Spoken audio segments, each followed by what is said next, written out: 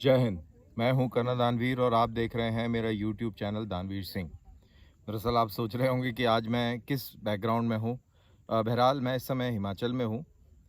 बिलासपुर का की पहाड़ियां हैं ये, और इस समय काफ़ी धुंध छाई हुई है।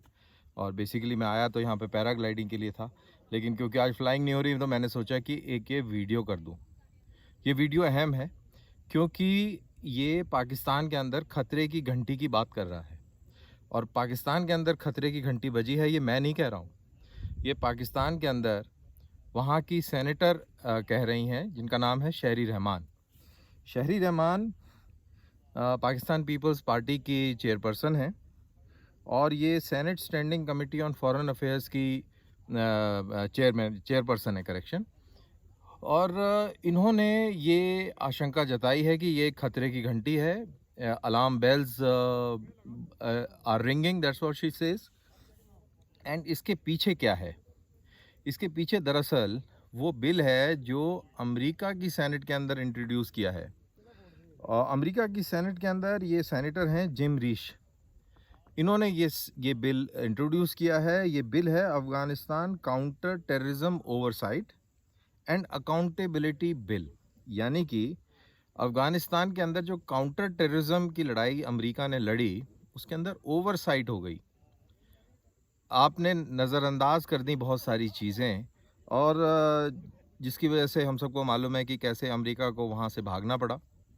और इसी सारे फ़ियास्को को लेकर एक अकाउंटेबिलिटी का बिल लेके आए हैं, यानी कि जिम्मेवारी तय करने का ये बिल लेके आए हैं। और इससे पाकिस्तान काफ़ी बौखलाया हुआ है। दरअसल ये 22 सेनेटर हैं जो ये कह रहे हैं, जो मांग कर रहे हैं कि पाकिस्तान के किरदार की शिनाख्त होनी चाहिए। पाकिस्तान के किरदार को सफाई से एनालाइज करके और सामने रखना चाहिए। पाकिस्तान का क्या रोल अफ़गानिस्तान के अंदर काबुल के गिरने से पहले रहा और काबुल के गिरने के बाद रहा, और साथ ही साथ इस चीज़ की भी इन्वेस्टिगेशन होनी चाहिए, तफ्तीश होनी चाहिए कि पाकिस्तान का तालिबान का ऑफेंसिव जो पंजशीर के अंदर हुआ, हमें मालूम है कि काबुल पर कब्ज़ा किया 15 अगस्त को, और उसके बाद कुछ दिनों के बाद अमरुल्लाह साले मसूद के ऊपर इन्होंने हमला किया। अहमद शाह मसूद का लड़का अहमद मसूद, ये पंजशीर के अंदर अपनी डिफेंसेस बनाए हुए थे और तालिबान के जो रूल के ख़िलाफ़ खड़े हुए थे। और इन्होंने एक आज़ादी का झंडा बुलंद किया हुआ था कि भाई हम आपके साथ सहमत नहीं हैं। तो इन्होंने इनके ऊपर, दैट इज़ तालिबानियों ने पंजशीर के ऊपर हमला कर दिया। अब ये कहा जाता है कि पाकिस्तान की स्पेशल सर्विसेज ग्रुप, यानी कि जैसे हमारे यहाँ पे इंडिया में पैरा कमांडो होते हैं, वहाँ पर स्पेशल सर्विसेज ग्रुप है। और कि उन्होंने बढ़ चढ़ कर हिस्सा लिया। पाकिस्तानी पायलटों ने वहाँ पर जो हेप्टर हेलीकॉप्टर, अटैक हेलीकॉप्टर जो अफ़गानिस्तान के एयरफोर्स के थे, उनको उड़ाया और फायर सपोर्ट दिया। ये भी कहते हैं कि कुछ आर्टिलरी की गनें जो थी तालिबान के पास, क्योंकि तालिबानियों को तो आता नहीं था इस्तेमाल करना, तो वो भी पाकिस्तानी गनर्स ने ही उनका इस्तेमाल किया और फायर सपोर्ट किया और तालिबान को मदद दी पंजशीर पर कब्ज़ा करने की। तो वो कहते हैं कि इसके ऊपर भी काफ़ी डिटेल में इन्वेस्टिगेशन होनी चाहिए, और पाकिस्तान का जो रोल रहा है उसकी वजह से उसके ऊपर सैंक्शन भी लगनी चाहिए।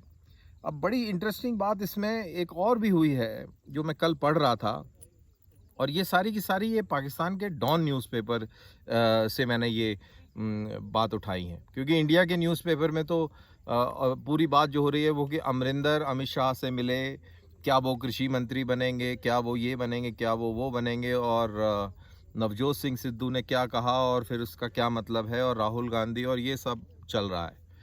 लेकिन ये जो चीज़ें हो रही हैं इसके ऊपर हमारे मीडिया का इस समय फ़िलहाल फोकस नहीं है, क्योंकि हेडलाइन कुछ और है। अब ये जो बात बताने जा रहा हूँ उसमें जो इनके जर्नल हैं,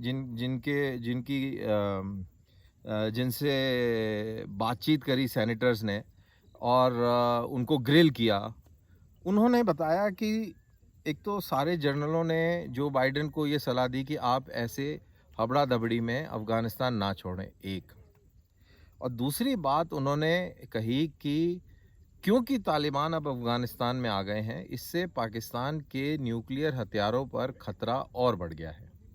यानी कि उन्होंने अंदेशा जताया कि पाकिस्तान के न्यूक्लियर हथियार अब तालिबानियों के या आतंकवादियों के हाथ लग सकते हैं।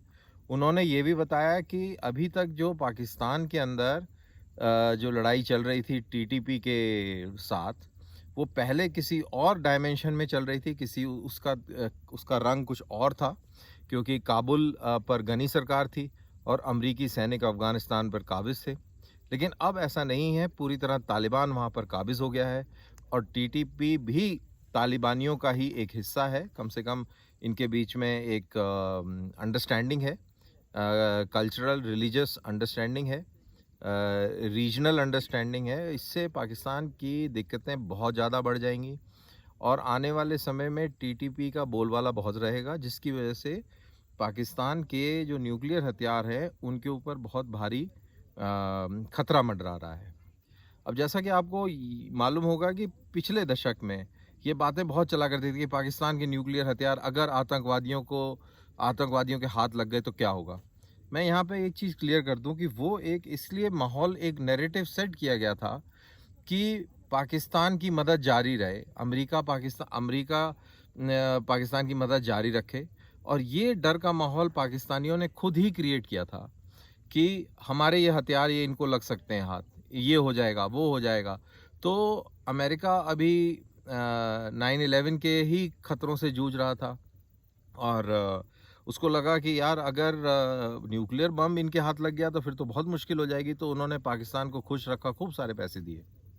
लेकिन ये वाला जो खतरा जो बताया जा रहा है, जतलाया जा रहा है, ये पाकिस्तान की तरफ से नहीं आ रहा। पाकिस्तान तो चिल्ला चिल्ला के बोल रहा है कि हमारे न्यूक्लियर हथियार बिल्कुल सेफ हैं, लेकिन अब ये बात अमरीकी जर्नैल बोल रहे हैं। तो ये एक बहुत ही इंटरेस्टिंग डेवलपमेंट है और हिंदुस्तान के लिए बहुत ही डेंजरस भी है, क्योंकि अब आने वाले समय में जिस तरीके से ये बातें हो रही हैं, पाकिस्तान जो है एक फोकल पॉइंट बनेगा जियोपॉलिटिक्स का और जियोपॉलिटिकल स्ट्रगल का। दरअसल पूरी अमेरिकी जनता और पूरी अमेरिकी सरकार जिस तरीके से पाकिस्तान ने पिछले 20 साल के अंदर तालिबानियों की मदद करी है, उससे बहुत आहत है। अब ये जो मैं Afghanistan counter terrorism oversight and accountability की बिल की बात कर रहा हूँ, उसके अंदर ये भी बड़ी अच्छी, एक बड़ी इंटरेस्टिंग लाइन है उसमें, जब वो कहते हैं कि हमें ये तय करना है कि इन 20 साल में पाकिस्तान ने तालिबान को कैसे सपोर्ट करी लॉजिस्टिकली और कैसे उनको छुपा के रखा, कैसे उन्होंने दुनिया से एक तरीके की बात करी और खुद एक तरीके के उन्होंने रवैया रखा। और जब ये लड़ाई शुरू हुई, जब ये दोहा में अमरीकियों और तालिबानियों के बीच में जो डील हुई, जिसके तहत अमरीकनों को लगता था कि शायद अगले साल फरवरी मार्च तक काबुल बचा रहेगा और इस दौरान कुछ एक समझौते की सरकार बन जाएगी, लेकिन ऐसा हुआ नहीं। ये अंदेशे से पहले ही पूरा सब कुछ कोलैप्स हो गया। तो ये सबको मालूम है, लेकिन अब इसकी तहकीकात करना चाहते हैं कि किस लेवल पर पाकिस्तान की फ़ौज ने तालिबानियों को स्ट्रेटेजिक और टैक्टिकल सपोर्ट दी, लॉजिस्टिक सपोर्ट दी और कैसे मिलिट्री प्लान बनाकर और ये पूरा जो खेल था तालिबानियों का, इसको अंजाम दिया। तो ये जो बात हो रही है, इसका मतलब ये है कि अब पाकिस्तान को कटघरे में खड़े करने का समय आ गया है।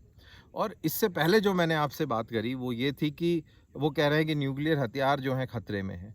तो क्या, तो ये सवाल के तौर पर मैं आशंका जता रहा हूँ कि क्या इसका मतलब ये हुआ कि अब पश्चिमी देशों की, ख़ास तौर से अमेरिका की, अब पाकिस्तान के न्यूक्लियर हथियारों पर नज़र है? क्योंकि पाकिस्तान का ये जो कैरेक्टर है, इससे वेस्टर्न पावर्स बहुत परेशान हो गई हैं। क्योंकि सबसे ज़्यादा खतरा न्यूक्लियर हथियारों से किसको है? सबसे ज़्यादा खतरा वेस्टर्न इंटरेस्ट, पश्चिमी देशों के इंटरेस्ट के हिसाब से देखा जाए तो वो खतरा इज़राइल को है। अगर इज़राइल के ऊपर कोई हरकत ये करते हैं तो पूरे वेस्ट का जो नैरेटिव है मिडिल ईस्ट का, वो ख़त्म हो जाएगा, क्योंकि सबसे ट्रस्टेड एलाई मिडिल ईस्ट के अंदर, लॉन्ग टर्म ट्रस्टेड एलाई पूरे पश्चिमी देशों का, सभ्यता का, वो है इज़राइल।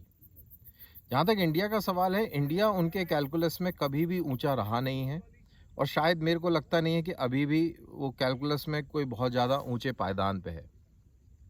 और जैसा कि मैंने कहा कि जैसा कि इंडिया का सवाल है जहाँ तक, वो हम अपना काम खुद देख लेंगे। हमारे पास में बहुत सारी तकनीकें हैं, हमारे पास में सारे साधन हैं कि अगर पाकिस्तान अपने न्यूक्लियर हथियारों को आर्म करता है, माउंट करता है मिसाइलों पर, तो हमको पता चल जाएगा और हम जो हैं प्रीएम्प्टिव स्ट्राइक भी कर सकते हैं अगर ऐसी सिचुएशन पड़े। तो हमें उस चक्कर में नहीं फंसना चाहिए कि हमने ये डिक्लेयर किया हुआ है कि हम नो फर्स्ट यूज़ करेंगे।